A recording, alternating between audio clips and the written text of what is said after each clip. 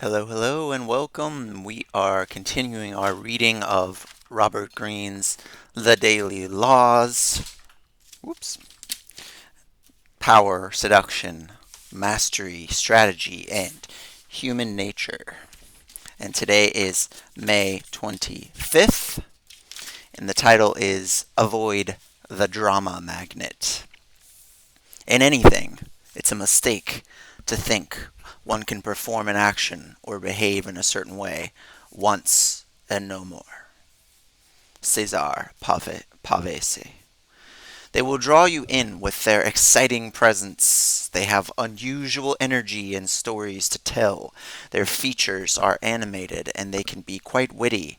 They are fun to be around until the drama turns ugly. As children, they learned that the only way to get love and attention that lasted was to enmesh their parents in their troubles and problems, which had to be large enough to engage the parents emotionally over time. This became a habit, their way of feeling alive and wanted. Most people shrink from any kind of confrontation, but they seem to live for it. As you get to know them better, you hear more stories of bickering and battles in their life, but they manage to always position themselves as the victim. You must realize that their greatest need is to get their hooks into you by any means possible. They will embroil you in their drama to the point that you will feel guilty for disengaging.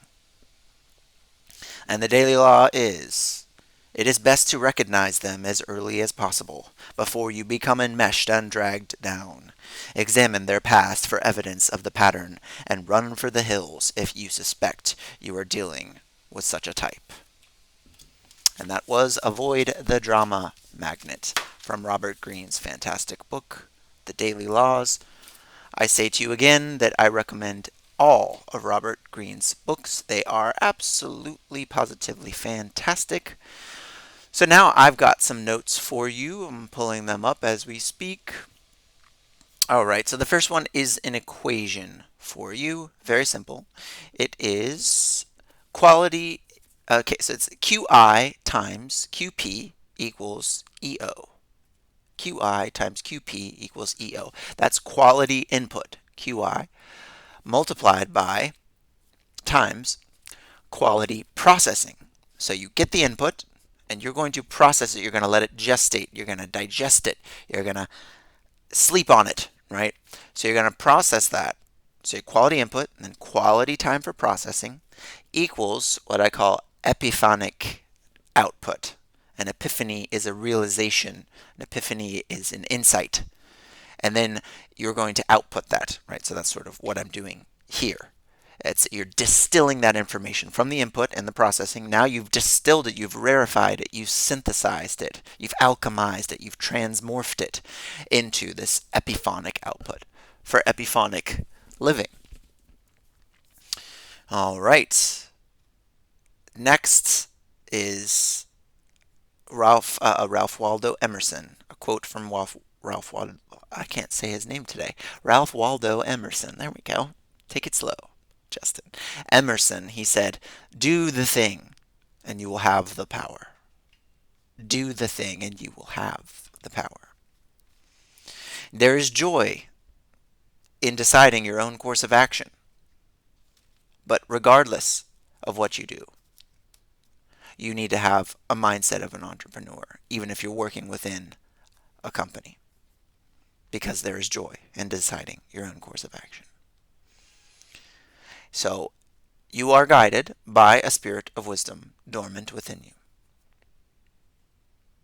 He or she, depending on the circumstance, dwells within you. The answer dwells within you. Now, I've come up with this idea of so you have landscaping, getting your shrubs and your trees and your plants to look a certain way on your property, and you also have anthroscaping. This is shaping yourself and shaping humanity to your liking for idealization, a realm which I call transcendental pragmatism. What's pragmatic, what's practicable, and what's also has a spirit of transcendence. Bio-eco feedback, bioscaping, biodelics. Okay.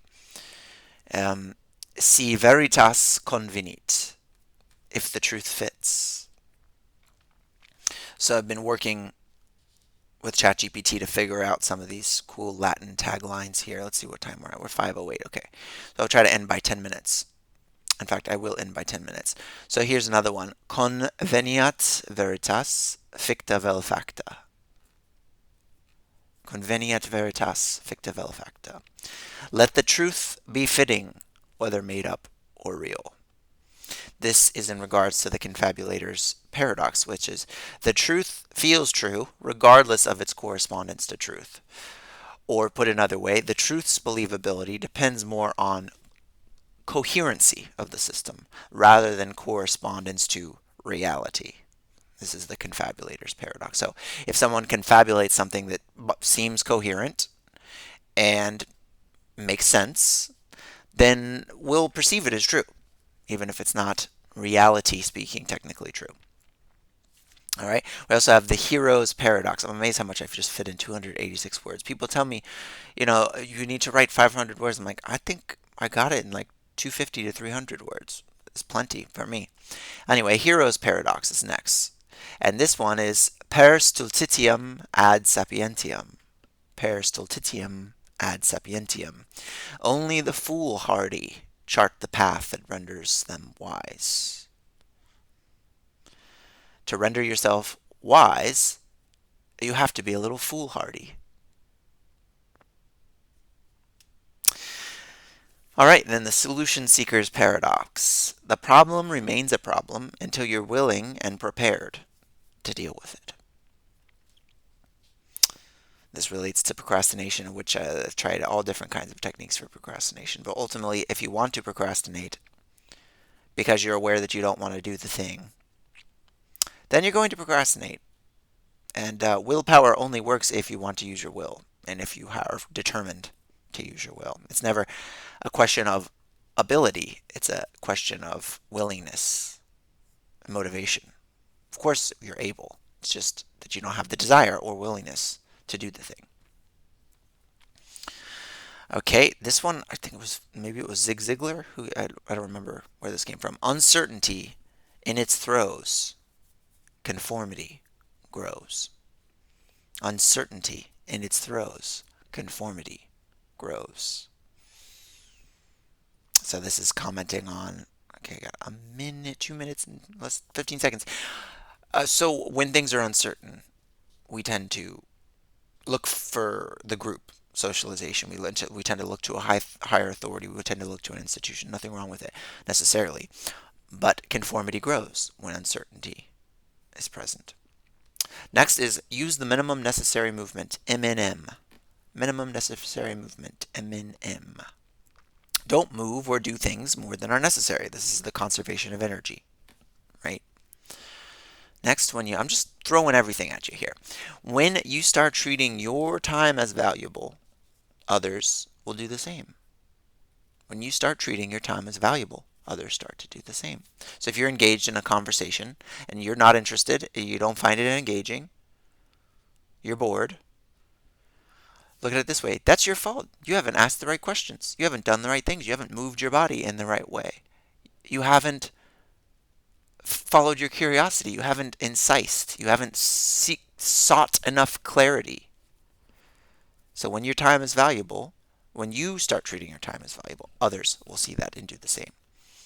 Next one, I love this one. Clarity is kind. Clarity is kind. You seek clarity. That is kind. That's kind to you and that's kind to the other person because we all want to have clarity. Ambiguity is most often your enemy.